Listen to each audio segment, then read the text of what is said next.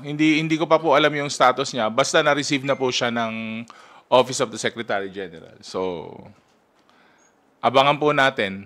Meron pa tayong 2 linggo dito sa House. So, yung impeachment na final po niya, hindi ko pa po talaga nabasa. Actually, based lang po sa mga report niyo pag nakikita ko sa Twitter. Ang hirap pag hindi mo tinitignan yung nagtatanong sa'yo.